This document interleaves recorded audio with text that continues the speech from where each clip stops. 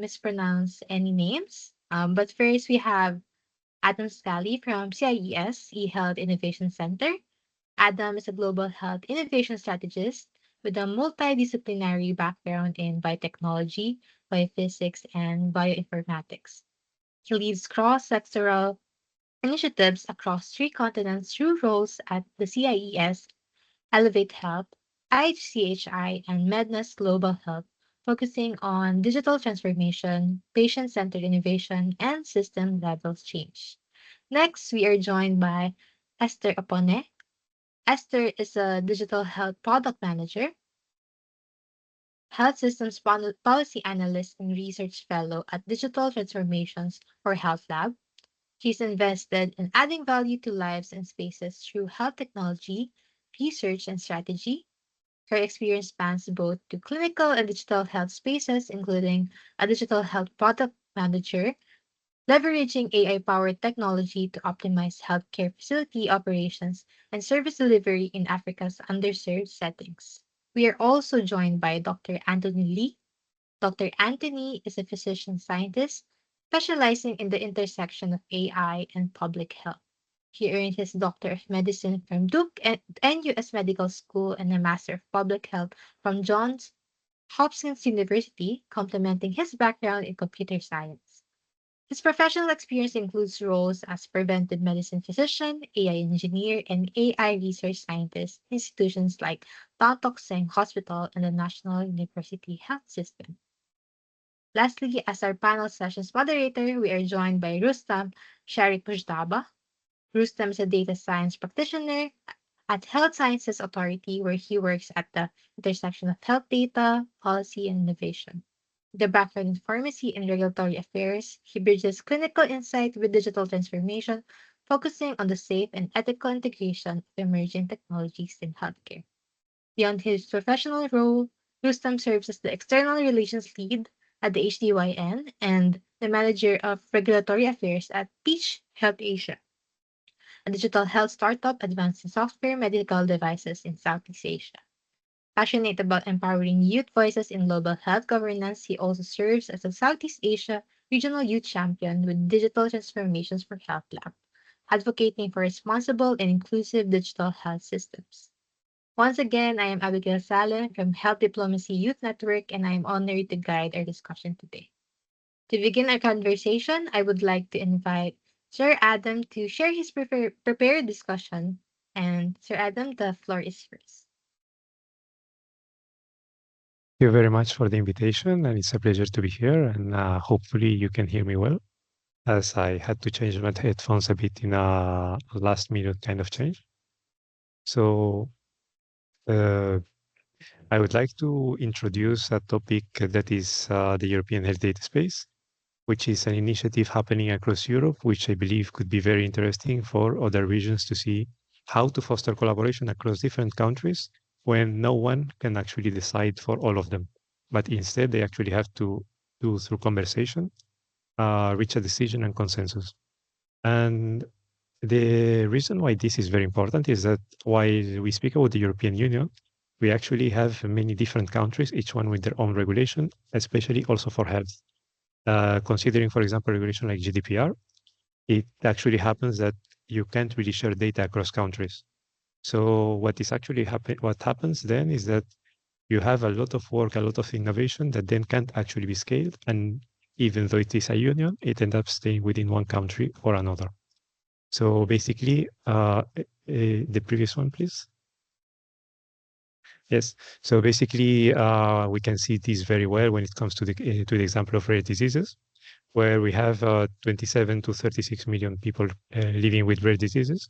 But as the number of each one of them within each country is too, let's say, small based on the assessment of the government, it happens that many of these diseases are actually not covered by the local insurance of each country, meaning that these people actually cannot be saved many times.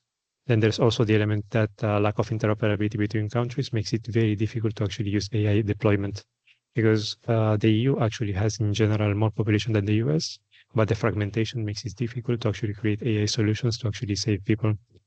And there's also, of course, the problem that fragmentation leads to duplication, inefficiency, and missed care opportunities. Next, please. Then here is where the European Health Data Space comes in.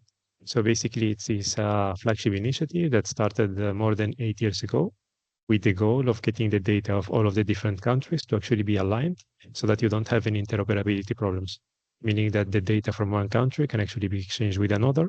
And as such, they can actually collaborate on research, they can collaborate in innovation, and they can actually help more patients.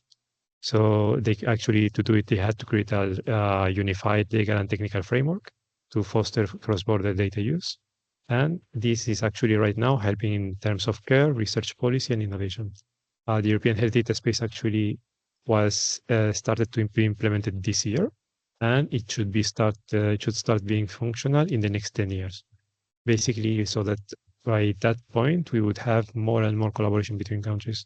Also have to mention that before it, there were already some initiatives that actually fostered collaboration in a bilateral way between countries, and that these ones are already working. But now the idea is to do it so that any country can exchange with any other country within the European Union.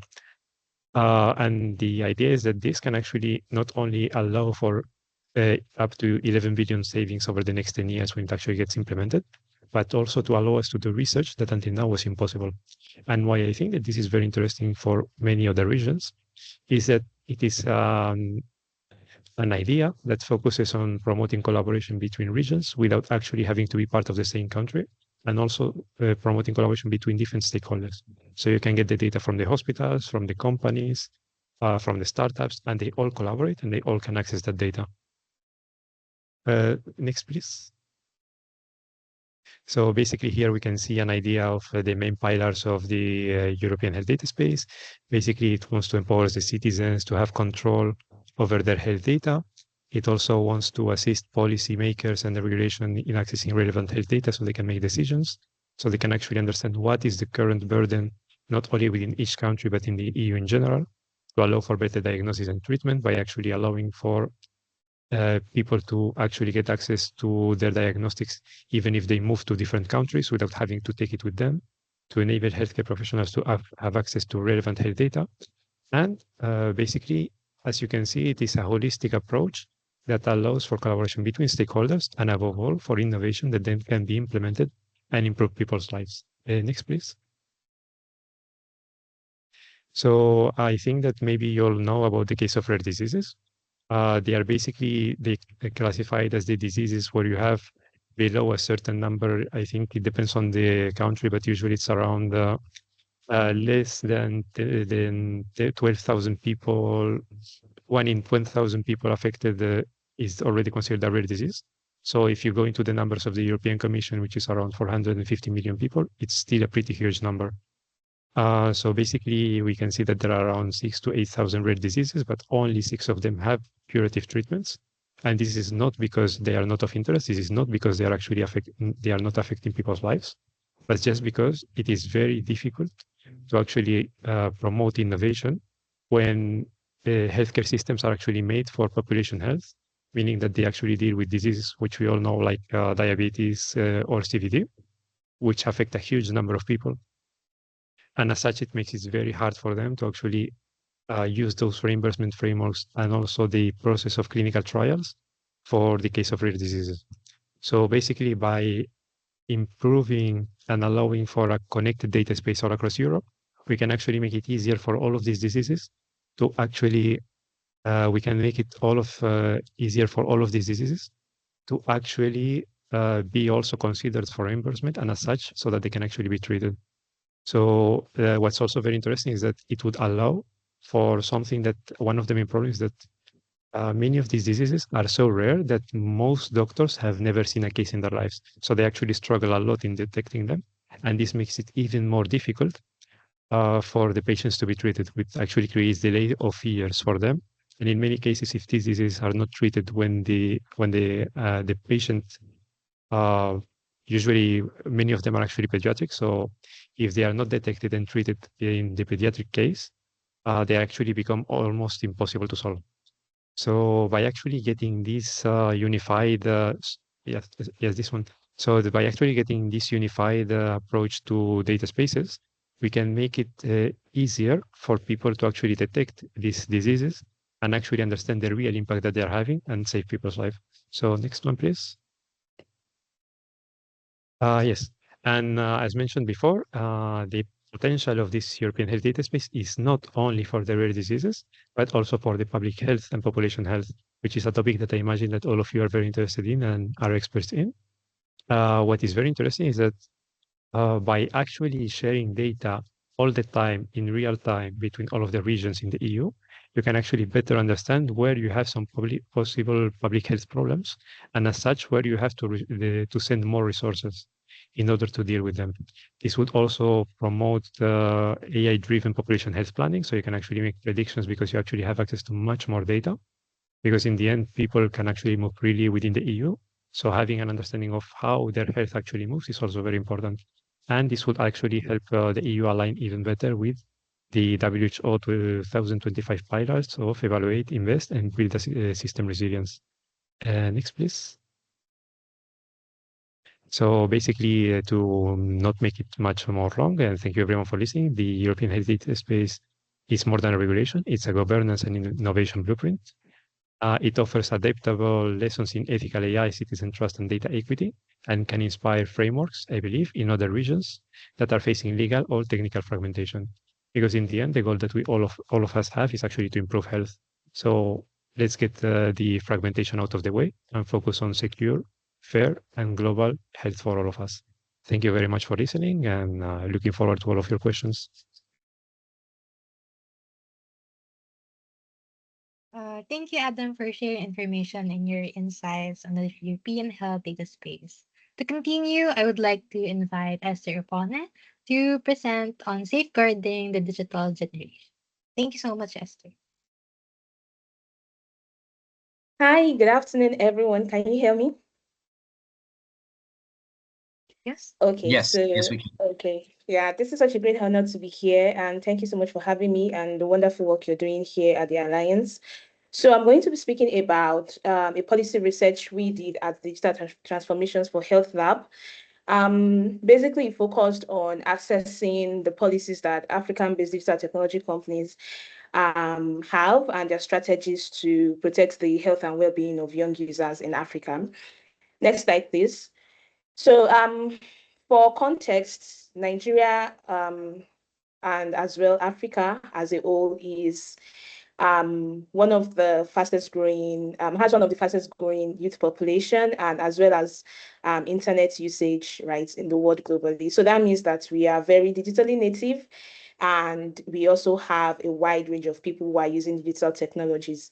And of course, people use these across different spheres to access information, to connect with friends and family, for services, tools that they use for their work and all of that, and even in healthcare.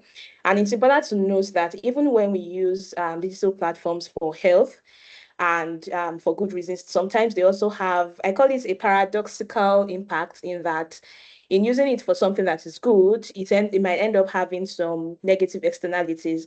For instance, if I'm trying to access health information online or there's a lot of health apps out there that they monitor your fitness, they track your movements during the day, or they reward you for taking health assessments or for logging your information in there. That means you end up spending more time on those platforms. Um, you also could be at risk of techno stress or eye strain because you're staring at screens all day, or your information is out there and all of that. So sometimes it's important to weigh, the positives plus negatives and then find ways to mitigate that. Hence why it's called a paradoxical impact. Outside of all of these as well, there are so many other things around data protection, privacy, and so many other things, right? And of course, looking also about being contextually relevant and some of the dynamics of using technology in certain communities in Africa, and of course, questions about how our data or our information is being used, is being spread, is being stored, and so on, especially with the advent of increasing use of AI, training of models, and so on like that. So basically, DTH Lab instituted a fellowship, and then we research fellows worked on topics around this, looking at the strategies and the policies that these Africa-based digital technology companies had. I use the term Africa-based because some of them are not founded in Africa, but they operate in Africa, right? So that is why Africa-based is used. And what are the strategies for protecting the young people in Africa? Especially, it's very important with conversations like this, involving young people in also in digital, in governance of digital technologies, as well as including them, right, in decisions that affect them every day. Could you move on to the next slide, please? Okay, so I'm just basically, this was a two-phase study, did a first landscape analysis where I looked at both digital health platforms and non-digital health platforms just to compare. The non-digital health platforms were those platforms that they were not particularly like telemedicine platforms or EHRs or so on, but they could have health impacts like gambling platforms. When we look at high rates of gambling addictions, we look at social networks, especially when we consider things like cyberbullying and all of those things, and money lending platforms, especially with the way some of these people actually try to recomp their loans and they end up embarrassing young people. Some people have suicidal ideations and so on like that. So that was why I included this in the study. And then the themes that we looked across were health promotion, data governance, and also, of course, also special considerations for youths. And as much as it's possible, regional representation was considered to make sure that we had representative data from across. Next slide, please. Okay, so this is just a quick overview of the distribution of the platforms that were looked at and how they scored in terms of the scoring guide. Now, this scoring guide were developed based on global, regional, and local frameworks from different countries like NDPR from Nigeria, that's Nigerian Data Protection Agency, POPIA in South Africa, the AU Data Protection Framework, the WHO IPA guidelines. All of those were considered across to develop the themes with which we now scored some of these companies rather that were considered. Next slide. Okay, so one of the major things that stood out to me, okay, of course, of those companies that made it to the final content policy analysis, we had about 15 in total, and 5 of them scored strong, so 6 were moderate, 1 was weak, and then 1 was like very, very poor. And one of the major highlights, which is surprising, is that the company that actually scored the highest, that had kind of like the best policy that protected the health and well-being of young users, was not a digital health platform. It was rather a betting platform, which is ironical again, because it seems it also points to the nuances of operating in this kind of environment and also how novel digital health is in certain environments. So I think because when it comes to financial services, betting, gambling, the industry has been alive and well for a long while. And so they've had time to like develop better governance and regulations, right, around protecting the users of these platforms. So we had stuff like responsible gambling, rights to self-exclusion, where if you were getting too addicted or whatever, you could actually self-exclude and pause your account for a while, just so that you could not get sucked in. They provided mental health helplines for you to get help if you needed it, and so on like that. Some other platforms that scored very well alluded to like either their local or national or regional data protection policies, IPA guidelines, and so on like that, which actually helped. Also parental consent processes as well, and age verification for some. However, a lot of gaps were noted, and some of them were the fact that the policies in themselves, some of them were not easily accessible, they were not readable, and they were not comprehensive enough. So a lot of them used vague terms that could deliberately like confuse the readers. Like if I go on a platform and I'm trying to read something, for example, when it came regarding abuse, selling of data storage and selling to third party, a particular platform wrote, "We have not sold your data in the past 3 months." So it was confusing because it's like, is it that before the past 3 months you were selling and now you stopped, or is it that up until the past 3 months, you were not selling my data, but from now till whenever, to the nearest future, you intend to sell. And also, those were some of the things that, and this was a digital health platform, by the way. So it was very important for um administrators of this platform to put out clearer guidelines and clearer terms and conditions, and policies regarding what they were doing and how they were doing it. And I think layering on what Adam said earlier, fragmentation is also a major concern, because that means people that were operating across different African countries, because some of the policies were not unified, or the frameworks that were guiding in different countries were not the same. So some people were just like playing to the gallery. So in a country where the policies were more stringent, they aligned, they complied. But when they go to another country where it was not so in place, or there was a different set and all, then they just did anyhow. They just used whatever they want and played to whatever they wanted to, because they were not being held responsible for those, right? And because there was not one major policy that was tying all countries together that said, oh, this must be how everybody would be able to do their things and all. Then I think a final point I would make is the fact that there were peculiarities around use of AI.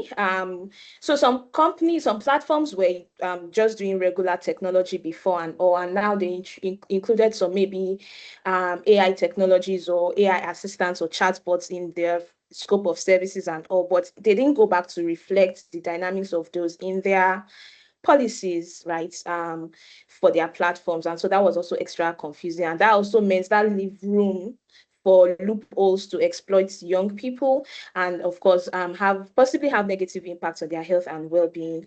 So general recommendations that I would make that came out from all of this is that addressing the comprehensiveness and accessibility and transparency of policies is very important, so that we will not end up confusing the people who are using our platforms.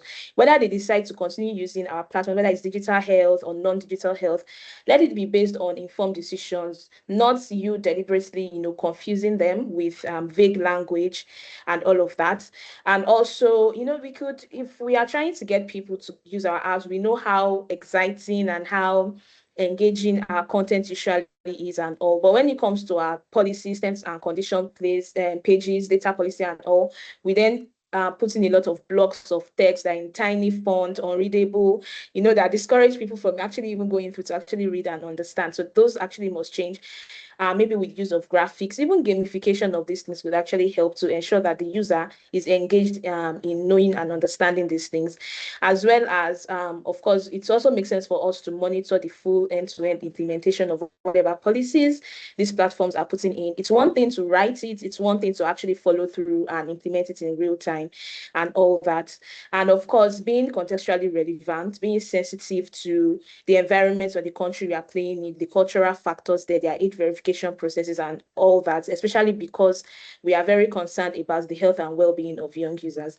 And finally, technology is evolving, use of AI is evolving, and as this, that also means that regulatory frameworks must also evolve. The goal is to balance, we govern enough to protect everyone, but of course not also to stifle our innovation, but making sure that everyone is protected, as well as we are also advancing, right, in terms of technology. Thank you so much. I'll be happy to take questions later on regarding this. On the last page, you can scan the screen. Okay, sorry, I'll just move on. Thank you. Thank you so much, Esther. We appreciate how you brought the youth perspective and connected to digital health practice. It gives us something that we can actually apply in our own work, especially in the fast digital health platform that we're in right now. Apologies if the visual seems unclear. We're having technical difficulties, but we will do our best to provide both the slides and the recording after the event. Thank you so much for your understanding. At this point, we can just transition to our next panel. Sir Dr. Anthony Lee, please take the floor. Thank you. Hi, good evening, everyone. Thanks for inviting me to this session on digital health and its application to the global health context. I would like to share some challenges with regard to digital health transformation, and also be also talk about some of the like opportunities that is related to these things. And at the end of it, I would just like to briefly end off by talking about how can approach some of these challenges and opportunities. Right. So I wouldn't take up too much time. Actually, this the following information I share was actually part of one of the Digital Health Foundation courses I teach in the National University of Singapore. But I thought that I want to really drill down on specific parts, in terms of like transformation and translation, which I thought were kind of crystallize some of the experiences I have in developing digital health as well as AI systems in Singapore, in the US, and also in some of the countries in Southeast Asia. So I think one of the challenges that people don't appreciate, they think that digital health is there are a lot of things we do with it. I think some of the applications have been mentioned by my previous two panelists, right? You can do a broad range of stuff from like electronic health records, something that is extremely clinical, to something that is extremely broad-based or can impact, let's say, entire population. So examples of that would include things like, for instance, preventive health screening, or like tuberculosis screening in, like for instance, in certain countries that have basically poor access to physicians or even like large medical centers, right? So there's opportunities in all of these areas, but the problem is that I think many people don't realize that it often can be rather expensive, right? So I just want to share some lessons that we have in Singapore, for instance, to actually purchase one of the big electronic health records in Singapore. Singapore actually spent about $1.5 billion on an electronic health record that is cited within hospitals. And we're a relatively small population. Think about it. We have about 5 to 6, we're actually hitting 6 million people. But it's $1.5 billion. So really the cost benefit is something that people need to, weigh when it comes to implementing digital health solutions, right? So I think that's the number one challenge I thought, people should recognize when they look at implementing digital health, especially when it comes to regional or even global context, right? Because the cost can even escalate higher. But of course, thankfully, now we have solutions which are open source, which are funded by, say, the Gates Foundation, or even certain surveillance systems which are funded by WHO and other entities that are basically licensed free. You don't need to pay a license fee and things like that. That are available to help different countries adopt such technology. But there are still other challenges which I will go forward to talk about. Okay, and I think the second challenge I want to talk about is about manpower, right? And okay, so like it can be all good. You purchase like a fancy digital system, or you build a digital system, bespoke digital system from scratch. But the second part I think is kind of critical, right? Because you need to actually figure out the maintenance of such a software, right? Or such a solution, right? So actually, manpower is, I would say, is something that is very difficult to find, very hard to train, and very hard to keep, right? It's not just about the cost of finding manpower, but it's that process of, after you hire a person, you actually need to teach a person, you need to hold the person's hand for some time. Or if everybody is clueless, there's actually some sort of like process that people needs to go through to familiarize themselves, to build that capability, right, to enable digital health, right? So I mean, this is just some of the figures from American Heart Association, but to show that the cost of hiring hospital employees compensation is getting higher. But if you look across all reports, particularly the ones that have been published by the World Health Organization or other regional organizations like the ASEAN Health Group, we are actually seeing that this is a global phenomenon, right? Maybe it's driven by inflation or could be other factors. But manpower does not come easy, it does not come cheap. The third challenge I like to share is on cybersecurity, right? I think there's some talk about it earlier in terms of, I think Esther was talking even about, the importance of guardrails when it comes to like artificial intelligence and things like that.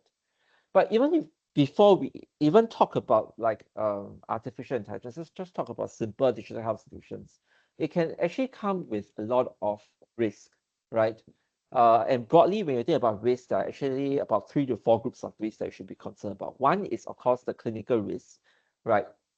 If your application is directly patient interfacing, there's some level of clinical risk, right? Because the patient safety might be affected if the product is not done correctly, so on and so forth. The second of which is actually a data risk, right? A data risk, what does it mean, right? You have health information, and health information can be considered rather sensitive, right? And of course, some people might argue that all health information is sensitive, but actually the truth is also that the way we treat health information differs from person to person, right? And differs from type to type, right? If you speak to a particular person with, let's say, for example, a history of they might have communicated to the healthcare professional, some very sensitive information, like for example, their sexual history, their daily habits that has resulted in specific kinds of diseases. Some people might consider, let's say, for example, sexual history more sensitive compared to, let's say, something that they some other forms of activities that they carry out from in their daily activities. But because of this, we have to be really concerned, have to really take an approach where we look at data and how it flows throughout the entire application, right? Not just from how you store it, but how you process it and how you send it to another individual, whether it's encrypted and so on and so forth. Right, and the final bucket of risk that I would like to just simply briefly touch about is more related with your infrastructure, more related with what is classically known as cybersecurity. So over here, I just give you an example. If you look at the slide, it's actually even in Singapore, I would say that we have a somewhat mature electronic health record system. Even at the time of 2018, we actually had a massive data breach, right? And this is just a news article short screenshot of that. That even our head of state, our prime minister's data was leaked in that process. So I mean, this is something that people need to address and something that people need to think about when they think about digital health transformation. The fourth challenge I'd like to talk about is really about this, tension between building something in-house, something that's extremely customized, versus something that is outsourced, right? That is from a vendor, right? And I think when people approach digital health systems, some of them really think that, at least for myself, because of my background as an engineer, I always felt that custom building is the best, right? Because you custom build something is actually tailored specifically for your needs. You know what your needs are, you build according to what your needs are, and the solution you have will be the best. But that might not necessarily be, for instance, sustainable, right? Because if you build something for yourself, right, you don't take care of the fact that this is something that will not be able to scale, right? Say something, if you build something in, build a solution in, let's say the Middle East context, and you bring it to North Asia, right? Like for example, South Korea or even Japan, right? Or versus you bring it down to somewhere in Africa or South America, so there's a lot of different contexts that are lacking when you build something for yourself, right? And it means that it cannot scale culturally, it cannot scale according to what the system requires it to be. It can also cannot scale according to even like political systems or other aspects of a particular country's parameters, right? So I think those are the danger of in-house versus something that is, you build something that, let's say you purchase something from a vendor, right? It might not be so specific, but at least you have a good maintenance team. You are able to transfer some of your capabilities from country to country, from province to province, or from domain to domain. So the last challenge I'd like to share, because I really want to keep time for Q&A and really to have a conversation, right? The last challenge I'd like to just briefly share is about the fact that, actually a lot of digital health transformation, right, based on my experience across different countries, is really, you boil it down, it's actually, it comes down to a problem of change management, right? And some of the some very, I think what I have realized is that actually the smarter a person is, sometimes the more proficient they are in their trade. Let's say for example a surgeon who is very proficient with doing a specific thing a specific way, they could be the hardest to change, right? Because they have a lot of resistance and things like that. They have a specific way of working, a specific way of functioning, right? And they're so used to a particular system that they wouldn't be able to change, right? Whereas there are people who, on the other end, they might not be so specialized, right? I think they could be sometimes be more open to change, right? But it's just the different archetypes. But what I'm trying to say is that in change management itself, there is it is a whole sort of like a trait on its own. There is I think it's very central to digital health transformation, right?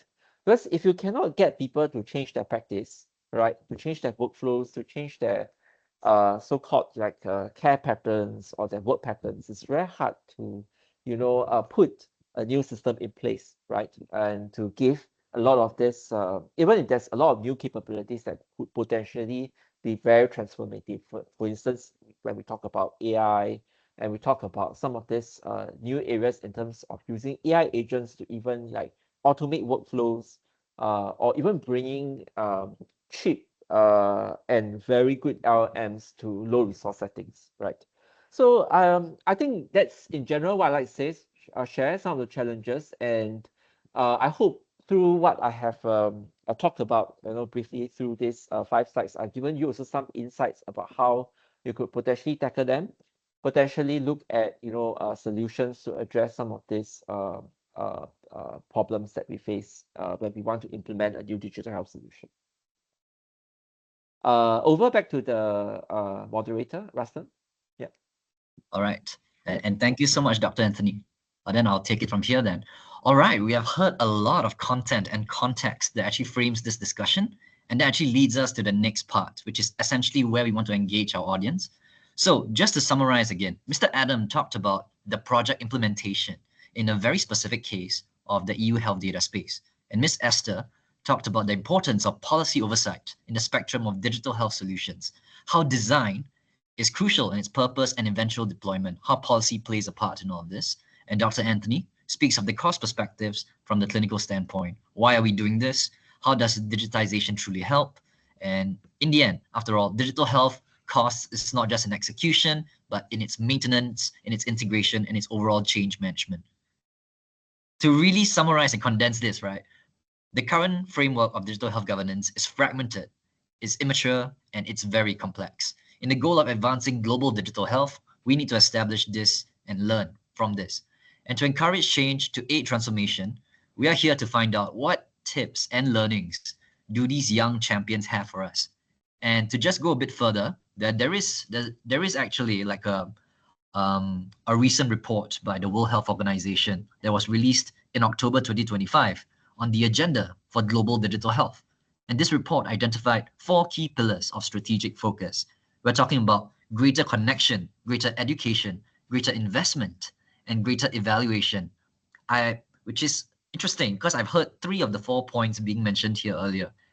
So with that framing in mind, right, I would just like to kick the ball rolling, and from there, our audience members can also spitball and kind of ask their questions as well. It seems like everyone here is kind of like tapping on the point that change is not just about coming up with innovation. It's really about driving the whole organization forward. So I would like to hear from, since all of you are from 3 different regions and from an implementer to a policy analyst to a clinical champion perspective, what tips and tricks do you have in terms of that you have learned in your practice to kind of aid this digital health transformation? Everyone knows that change management is key, but what have you done and what have you learned to kind of aid change management in your organizations? Perhaps, yeah, Adam, please go ahead. Yes, so I think that it all starts with actually having a conversation with the stakeholders, to actually involve them in the whole process, to show them that it's not just checking a box and saying that you speak with them, but rather to actually make the time, understand them, what are their concerns, and making them part of the process of co-creation. Because only then will they feel a part of the process, only then will they actually champion it and actually help you make it a success. So I would say that actually listening and listening a lot is my tip.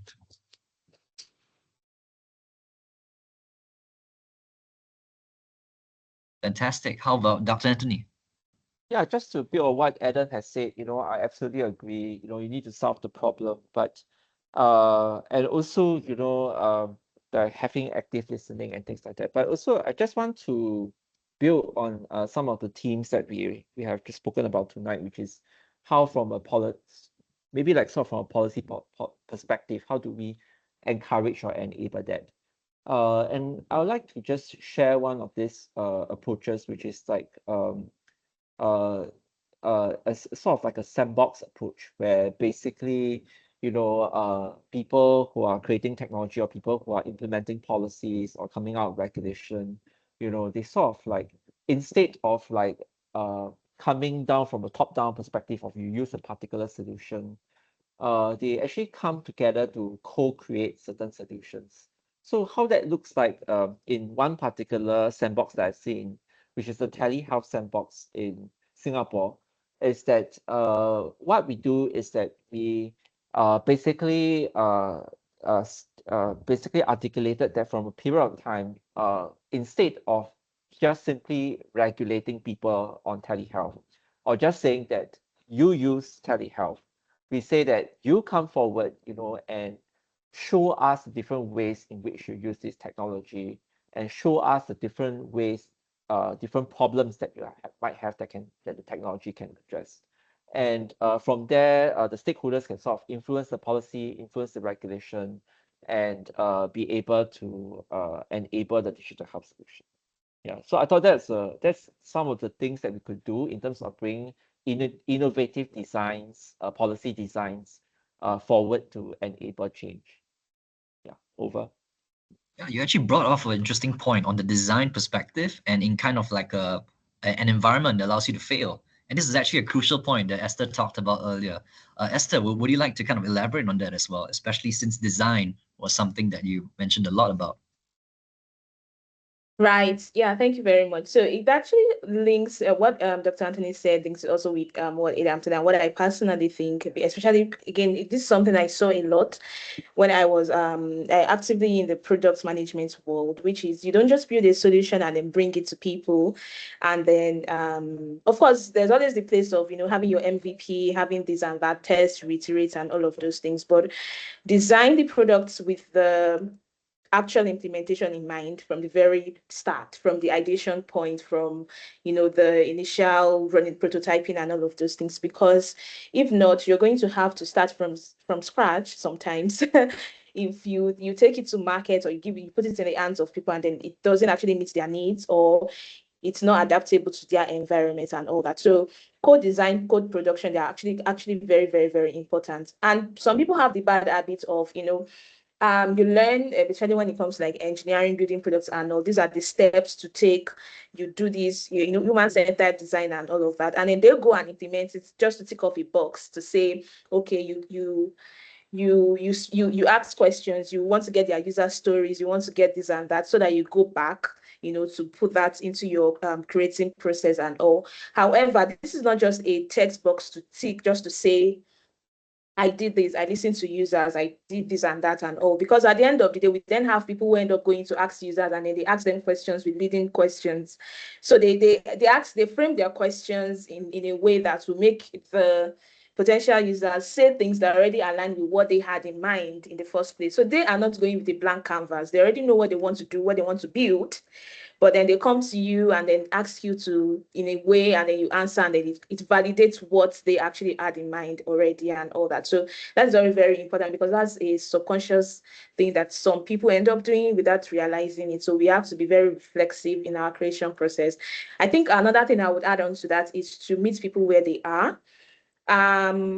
Especially when it comes to implementing in different environments. And I know that a lot of young people are on these digital platforms these days and know what is the best way to communicate these things to them, what is the best way to get them on board as core change implementers, right? And all of that. So if you have a way you've always done things, if you have a legacy process and all of those things, and it might not work with this new group of people or in this particular environment, you have to be willing to meet people where they are and communicate in their own language, and then make sure that everything works together. Because at the end of the day, the end goal is not for you to say, oh, I released a product, or I put a platform in people's hands, or I built something, or whatever it is. It's the fact that the people who are supposed to use it are using it in the right way, and they're getting the results that is desired at the end of the day. So yeah, thank you.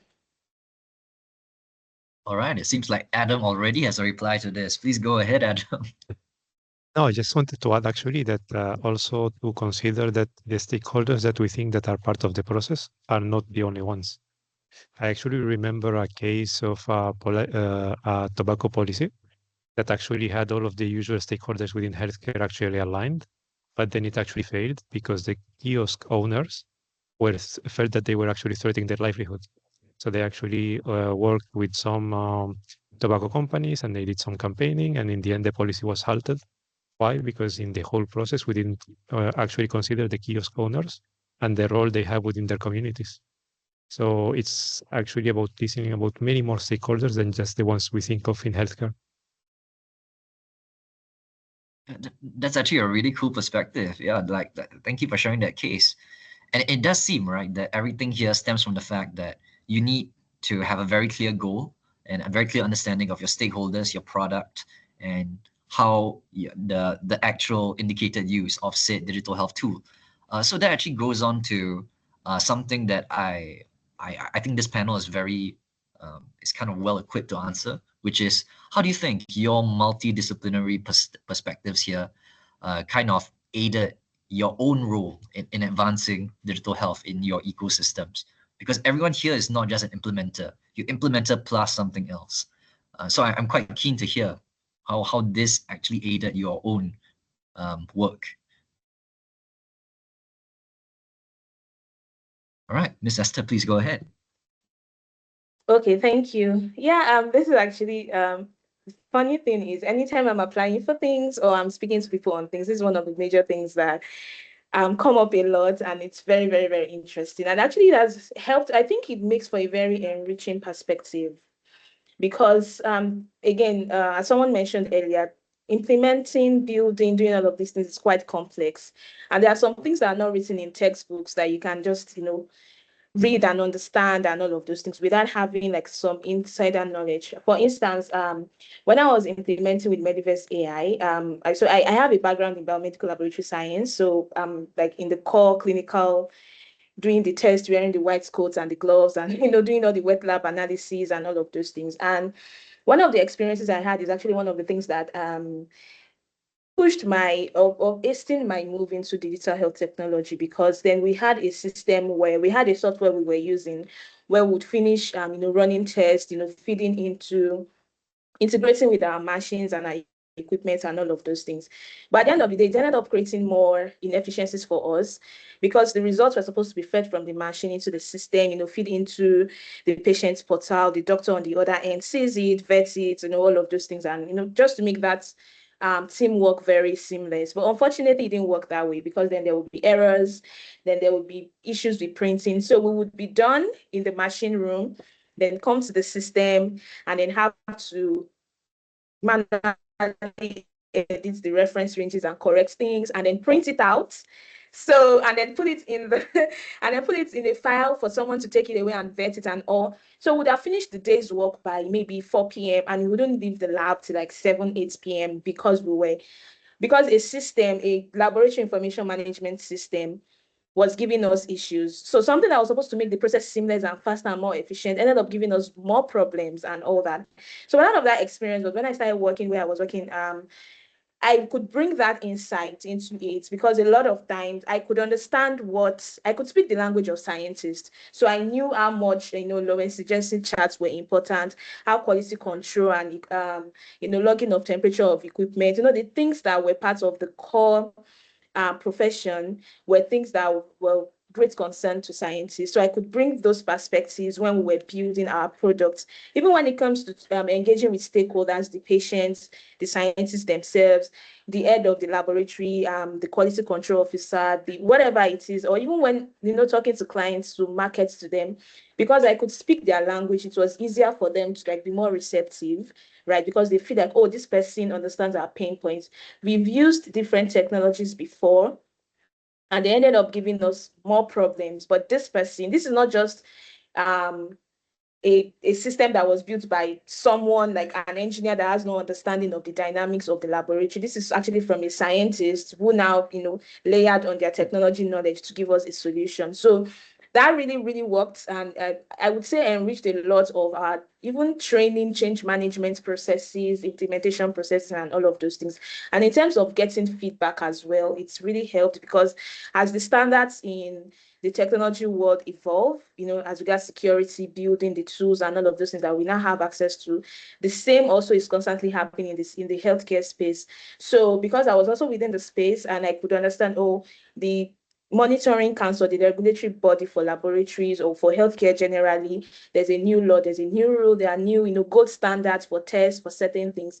It was easy for me to adopt that and then bring that into whatever it was that we were building. And of course, now going into the general public health system space, that dynamic as well has really helped because now I'm no longer, I could bring my background in technology, my background in the clinical space, and then think outside of just those two little bubbles into how does this impact the health system as a whole in my country, in my region, in the world, right? And of course, what is the health system generally also, what obtains out there and how can we bring it into this specific other bubbles. So I feel like they all work together and it's very, very enriching. Yeah. Thank you. Yep. Thank you so much, Ms. Esther. In the interest of time, I think I'll jump straight to an audience question. This is an interesting one. The question was localized to the EU context, but I'll try to make it more general because I'm actually interested in hearing everyone's input on this. So the question is from Dr. Antonio. The question is, he wants to know from every panelist's perspectives, what mechanisms are currently envisioned in your regions, I presume, to ensure and kind of retain this patient autonomy and patient accountability while also allowing such data flows, cross-border data flows and data usage in research, in policy and in innovation. How do policies strike this balance in your various regions? Because this is a challenge, right, in everyone's country, in everyone's line of work. So I'm quite eager to hear this as well. Perhaps we can go to Dr. Anthony first. Yeah, thanks, Rustam. Yeah, so this is absolutely. I think Antonio really hit the nail on the head. This is actually one of the key challenges that we face in many of the digital health solutions that I spoke earlier on about. Also, is the fact that you have to mitigate your data risk, right, as an owner of the digital health system, and yet at the same time you want to sort of like maximize the benefit for the individual, right, while preserving their autonomy and things like that. So in at least in some of the contexts that I've worked in, at least I know about 3 or 4 countries, including Singapore, we have come up with different legislation and policies, not just regulation, but also like soft regulation, like circulars, guides, and things like that, to mitigate some of this risks, right? So it comes in the form of like data classification and things like that. But at the same time, what we do is that we try to give control to the individual by asking for consent, right?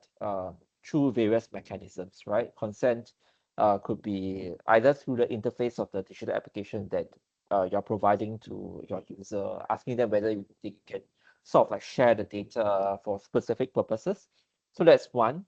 Another way, so not just about consent, but it's also about trying to be granular in terms of the sort of like access people have to their data, right? So what I mean by that is like, for example, you could have based on the different sort of classification, be able to sort of say that, you know, who should have access to what sort of data, right?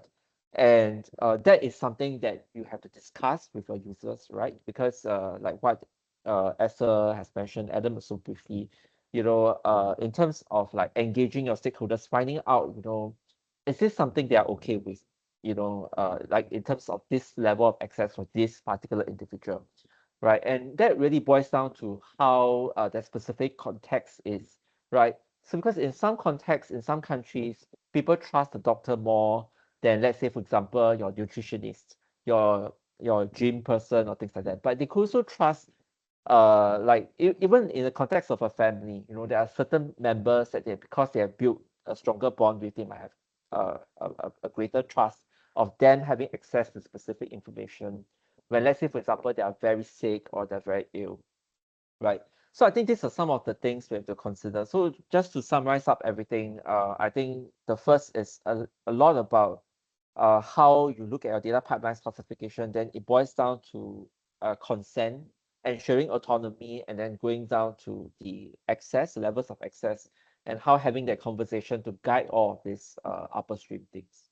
Yeah, I hope that helps. Yeah, over. Nice. Yeah, it definitely provides a perspective, right, of where we're going with this. Perhaps Adam as well. It seems like the gears are turning. What are your thoughts on this? So as Anthony mentioned, this is one of the main concerns that there are many times when it comes to the data and how to handle it. So in that sense, I would say that in the context of the EU, one of the problems that we had many times is that the data is of the patient, but many times there are actually countries where it's actually illegal for the patient to share the data, even if they want to share it with someone or with some organization. And that actually limits the process of innovation and limits the process of actually finding solutions, because many times the patients are the ones who are actually most interested, of course, in finding a cure for their disease. So, for example, right now we actually started this year the project of My Health at My Hands, which aims to answer many of these questions. Among them, the one of how do you actually give ownership of the patients to their data, and how do you empower them to actually make decisions with that data. So basically, the project is actually aiming to give access to their data to 1 million patients around the whole EU, and then to actually create the framework that will allow us to actually answer these questions that were mentioned before. So my answer is basically what Anthony mentioned, and we are actually right now working in a project with 18 different countries and more than 40 partners on how to create the standards to actually make it happen across the EU. Okay, yeah. Actually, this leads to the next question, which I actually want to receive input from every speaker here. So please try to give me your salient points. How then, what do you think is the value add, or perhaps like the unique perspectives that young professionals can contribute to digital health implementation in your various regions, be it locally, nationally, or even regionally? What can young professionals kind of aspire and contribute to in your perspective? Perhaps Esther, would you like to share? Yeah, so yeah, very I feel like young people, young professionals can contribute a lot because we are kind of in the, how do I say, the transition group, in the sense of usually we enter into healthcare spaces and we understand how our local environment works.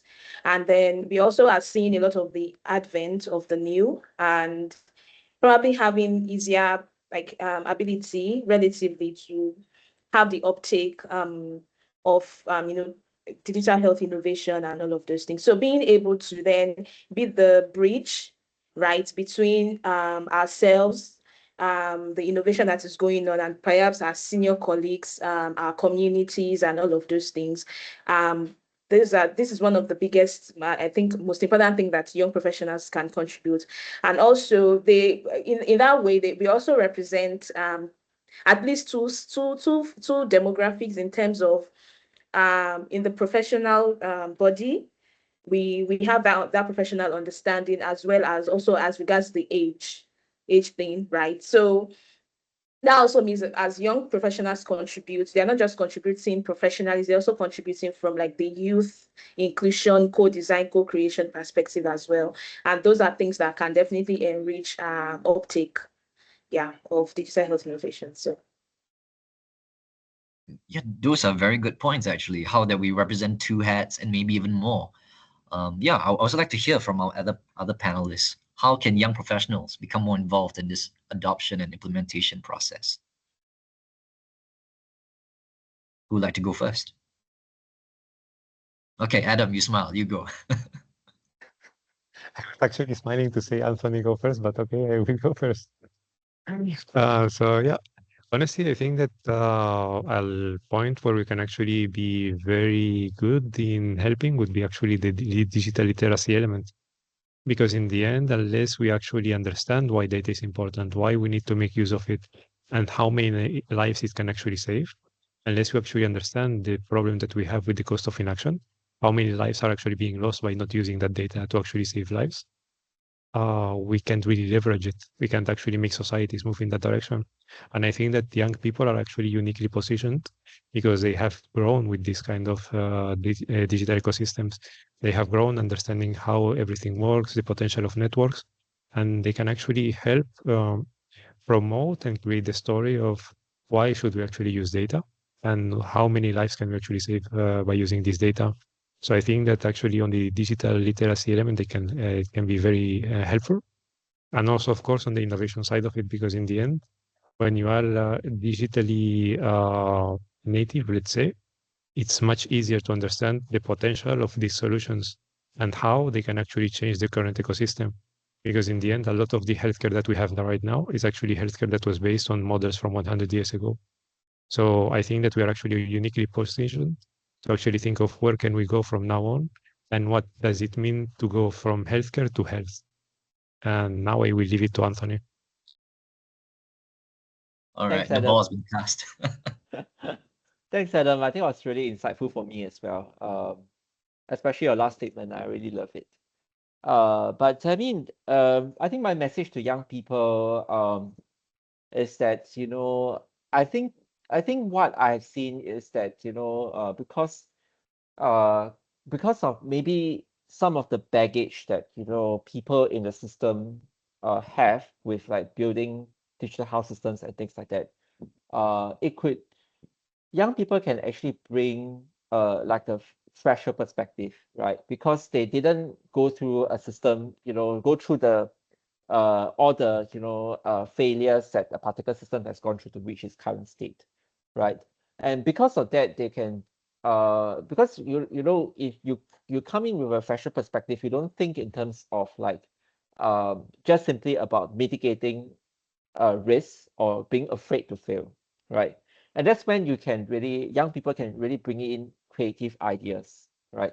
Creative ideas that people in the system might not have the ability to see, right? So I think that's number one.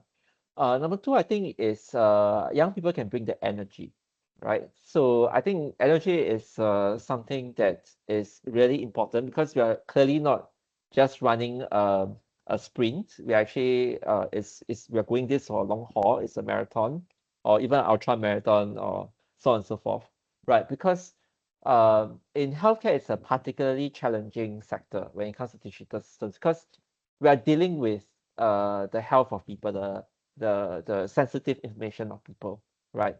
So let's say, for instance, if a young person chooses to work in a social media company, right?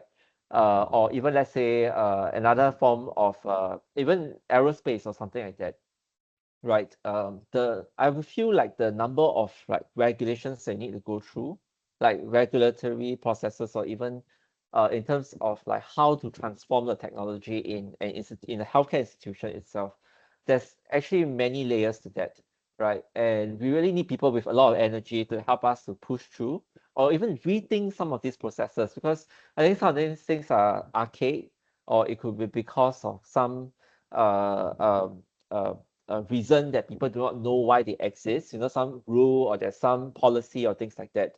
So I think you can bring that, young people can bring that imagination, right? And I think with that imagination, with us rethinking, reimagining, and having that energy, I think young people can really bring that change that is necessary to help us to use digital health systems to not just save a million lives, but billions of lives. Yeah.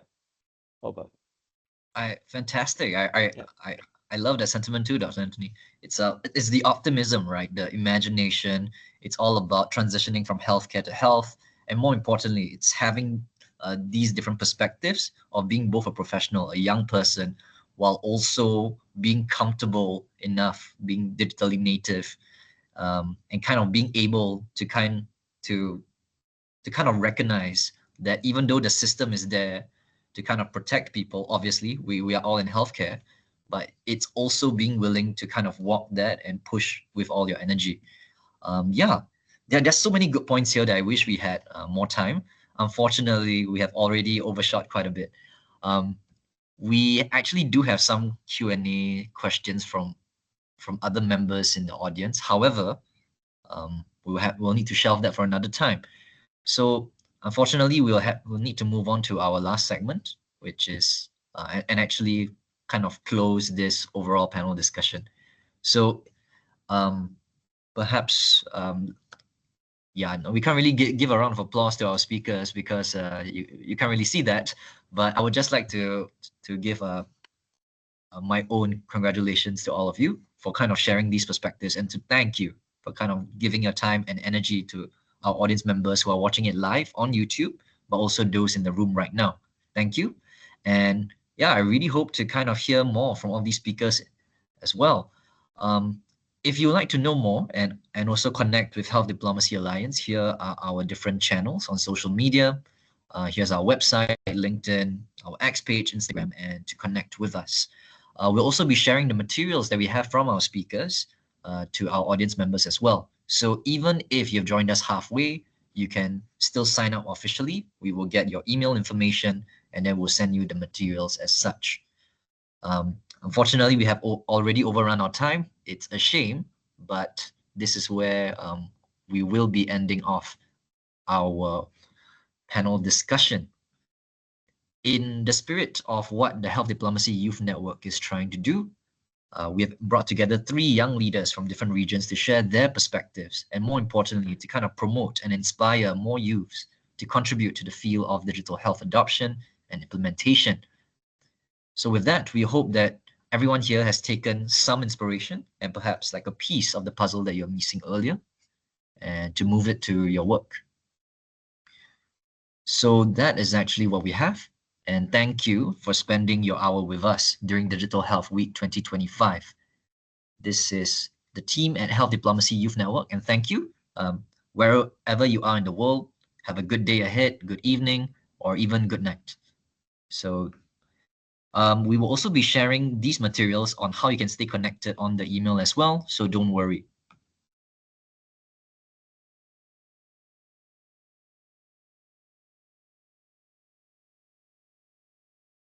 Okay, all right, that is where we've ended off.